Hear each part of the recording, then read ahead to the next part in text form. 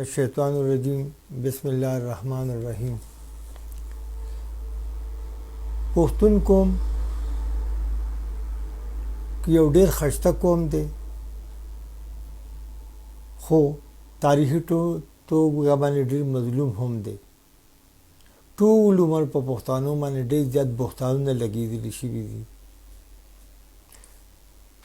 تیر په تیره د سید احمد شهید بریلوي صاحب تحریک،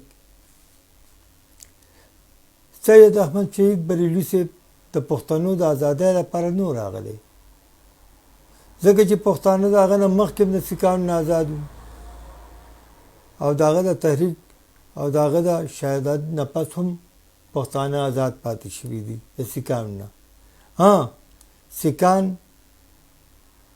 په پنجاب قبضه کړې وه او د پښتونخوا ته را رسېدلي او د پښتونخوا په غاړه پراته. د دې تحریک اصلي مقصد دا و چې سید احمد شهید صاحب رالو چې ځان سره پښتانه یو ځای کړي او پنجاب د سیکهانو د حکومت نه د قبضې نه آزاد کړي. خو افسوس چې هغه ونه شوه. ولې ونه شوه؟ دغه ځای کې تاریخدانانو نه زموږ یو ګیله ده چې هغوی د دې تحریک د ناکامۍ سببونه هم د نورو تاریخدانانو په شان پښتانه ګرځولي دي. دوه ځایونه یې ډېره زیاته اشاره کوي. یو د شهیدو جګړې ته.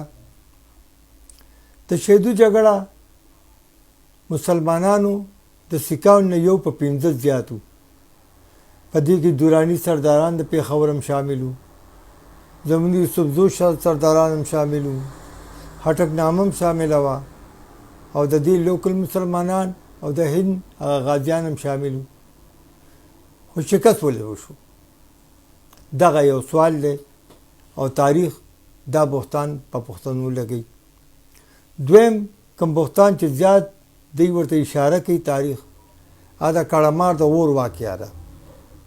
کله چې د سید احمد شهید تحریک کامیاب شو او زمونږه د یوسفزو علاقه د هغې سلطنت وګرځېد، نو د هغې او زمونږ د پښتنو جوړه رانله او یوسفزي په دې مجبوره شو چې دغه مجاهد د خپل علاقې نه وباسي. ای دې دپاره یو نښه مقرر کا چې مونږ په کړمار باندې اور بل کړو، نو دا ټولو کلو لا اعلان دی او نښه ده چې دوی به راپاسي او د خپل کلي نه به د سید احمد شهید ملګري وباسي. او هماغه شان وشو. ای کې به جنګ هم شوي، ای کې به شهیدان هم شوي، ای کې به مړي هم شوي. خو هغه یو داسې واقعه ده چې تاریخ د پښتنو خلاف استعمالي، خو حقیقت کې داسې نه ده. واقعي دا دواړه کارونه شوي دي، خو شوي ولې دي؟ د دې دپاره د ریبار 2013 کې یو نظم یو غزل لیکلی شوی او زمونږ پښتون مرکه کامل صاحب دي غوښتل چې دا خبره میدان ته شي، نو زه د هغې په وساطت باندې دا ټولو پښتنو ته او خاص کر یوسفزو خټکو له ډالۍ کوم. وی تا پې څه راوړل زڼګیه اداګانې خرڅېدلې، تا پې څه راوړل زڼګیه اداګانې خرڅېدلې، ستا د غاړې تېزندی شه ستا اوږدې اوږدې غزلې. ای شهید د بالاکوټه خپل لاوستي غازیان شمار کا، ای شهید د بالاکوټه خپل لاوستي غازیان شمار کا، کړمار به غازي کوټ وي په پښتو که پوهېدلي. له سیکهانو یره نه وه یره تا نه وه حضرته، له سیکهانو یره نه وه یره تا نه وه حضرته، ګنې څومره سپینې تورې په شهیدو کې پړکېدلې. تش لوړ او پوخه نه ده چالاکي د قلم غواړي، تش لوړ او پوخه نه ده چالاکي د قلم غواړي. پښتنو تاریخ مو غرق دی، نه مو دوست نه دور شلی. غوری خلجی لودیانو کہ سوری کو روہیلو کہ غلجی سوری کہ غلجی غوری کہ غوری غلجی لودیانو کہ سوری کو روہیلو زمون مور جبا په هند کې مونږه کم نیازولی ستر سره مخ پټول دي که نشپول د رواجونو ستر سره مخ پټول دي که نشپول د رواجونو هس کې هغه لوپټې وي چې جنډې ته جوړېدلي دا ښایسته رنګین شعرونه مور پښتو مې په سینګار کا دا ښایسته رنګین شعرونه مور پښتو مې پر سینګار کا گنی سب نہ لوڑی جبی واگغے کی جڑی دلی میرے اردو سمجھنے والے بھائیوں کے لیے اس کا مفہوم پیش کر رہا ہوں.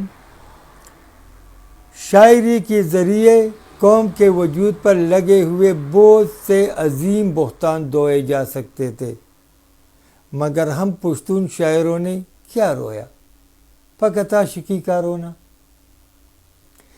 ہند سے محض چند سو مجاہدین لے کر آنے والے سید احمد شہید کے متعلقین اور تاریخ دانوں کو بتایا جا سکتا تھا کہ تحریک میں شامل ہزارہا پشتون شہادتوں کے باوجود ناکامی پشتونوں کی بے حسی نہیں بلکہ سید صاحب کی اپنی سیاسی اور انتظامی پالیسیاں تھیں جو پشتون روایات سے میل نہ کھا سکی اور جس کا انجام کڑمار کے آگ کی صورت نمودار ہوا.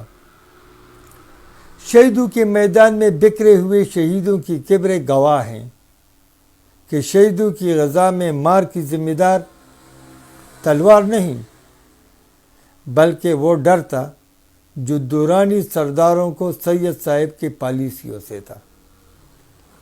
مگر افسوس کہ پشتون تاریخ میں اپنے موقف کا دفاع نہ کر سکے کیونکہ تاریخ کے لیے صرف تلوار نہیں بلکہ قلم اور چالاکی بھی چاہیے اور افسوس کہ پشتونوں کے ساتھ تلوار اور قلم تو موجود ہے مگر چالاکی نہیں. پشتونوں نے نسل پرستی کو کبھی بھی ہوا نہیں دی جس کی مثال سینکڑوں سال ہندوستان پر حکومت کرنے والے پشتون خاندان ہیں جنہوں نے اپنے اپنے ادوار میں اپنی مادری زبان پشتو کے لیے کچھ بھی نہیں کیا بلکہ اسلام اور انسانیت کے علم بردار ٹھہرے. پردہ جنس نانک کی تذلیل نہیں بلکہ روایات کی پاسداری ہے. پشتوں میں تو وہی دوپٹے گنے جاتے ہیں جو جھنڈے بن چکے ہوں. میں نے اپنی خوبصورت شاعری پہ اپنی ماں پشتو زبان کو سنگار کیا ورنہ اتنی عظیم شاعری اتنی خوبصورت شاعری کے لیے کتنی بڑی بڑی زبانیں ترستی رہی. شکریہ.